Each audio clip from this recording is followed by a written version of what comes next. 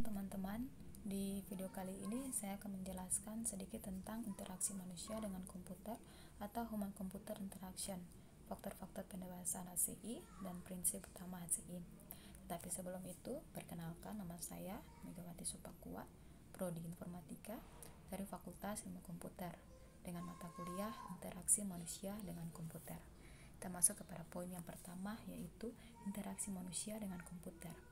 Interaksi manusia dengan komputer adalah ilmu yang mempelajari hubungan antara manusia dan komputer yang meliputi perancangan evaluasi dan implementasi antarmuka pengguna komputer agar mudah digunakan oleh manusia. Adapun Tujuan utama interaksi manusia dengan komputer adalah untuk mempermudah manusia dalam mengoperasikan komputer dan mendapatkan berbagai umpan balik yang ia perlukan selama ia bekerja pada sistem komputer. Berikut faktor-faktor yang berhubungan dengan interaksi manusia dengan komputer. Ada berbagai faktor yang ikut mencerdaskan dan mengembangkan interaksi manusia dengan komputer, yaitu faktor yang pertama, rekayasa perangkat lunak atau software engineering. Faktor rekayasa perangkat lunak merupakan suatu faktor yang bisa menciptakan suatu program yang efektif dan efisien serta user-friendly, sehingga darinya dapat dihasilkan suatu mesin yang betul-betul diinginkan oleh user. Faktor yang berikut, faktor kecerdasan buatan atau artificial intelligence.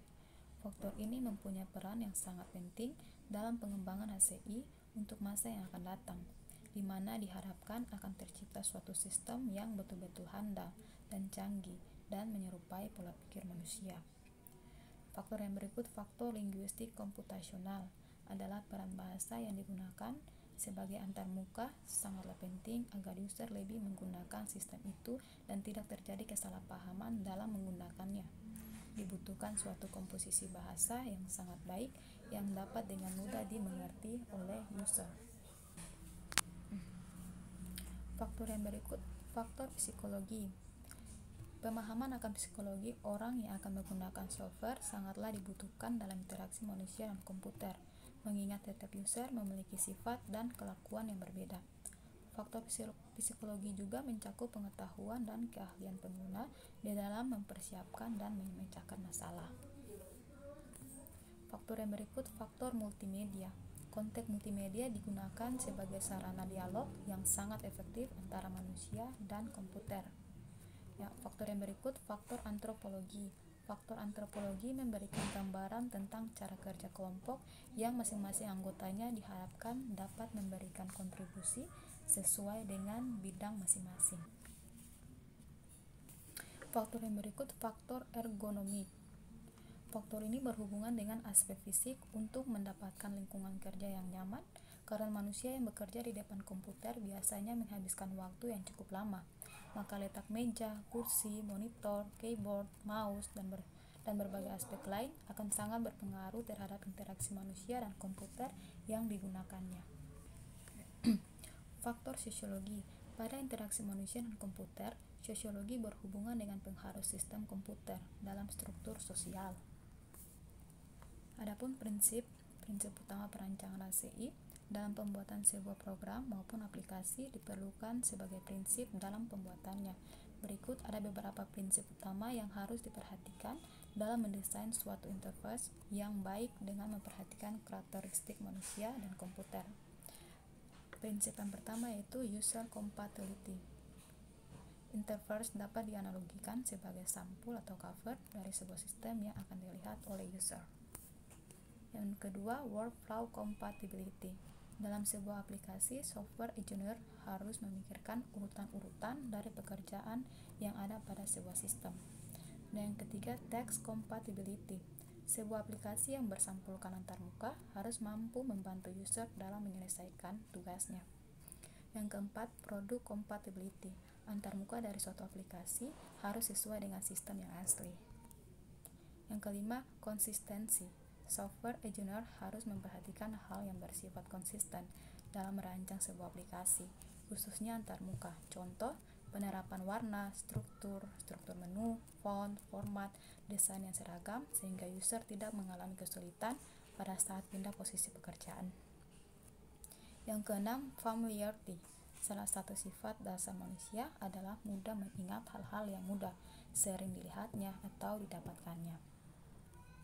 Dan yang ketujuh, simplicity. Kesederhanaan perlu diperhatikan dalam membangun suatu antarmuka. Kesederhanaan di sini lebih berarti sebagai hal yang ringkas dan tidak terlalu terbelit. Yang kedelapan, kontrol. Prinsip kontrol ini berhubungan dengan tingkat konsentrasi user yang selalu berubah-ubah. Yang kesembilan, direct manipulation. Salah satu sifat dasar user adalah suka berubah atau memiliki rasa bosan. Yang ke-10, wishing wing, atau what you see is what you get. Apa yang didapat adalah apa yang dilihat. Contoh penerapannya sebagai berikut.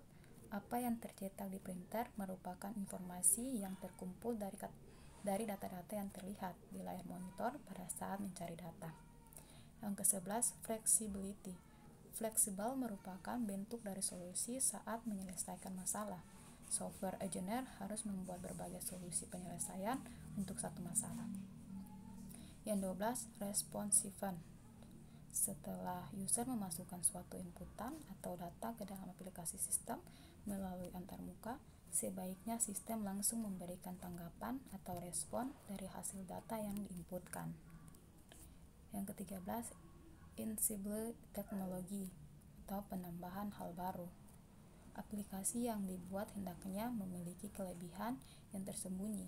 Bisa saja kelebihannya itu berhubungan dengan sistem yang melingkupinya. Contoh adanya voice recognition sebagai media inputan. Yang ke-14, robustness atau sopan santun. Tingkat dukungan yang diberikan agar user dapat menentukan keberhasilan ataupun tujuan yang diinginkan. 15, protection atau keamanan. Protection yang dimaksud di sini adalah user merasa nyaman dan tetap merasa nyaman ketika dia melakukan deleting atau menghapus file tanpa sengaja. Tidak menjadi kacau karena ada recover tools seperti Undo, Results, Bin, dan lain-lain. Dan yang ke-16, easy of learning and easy of use. Adanya kemudahan dalam mengoperasikan software hanya dengan memandangi atau belajar beberapa jam saja. Sesudah mempelajari user dengan mudah dan cepat dalam menggunakan software tersebut.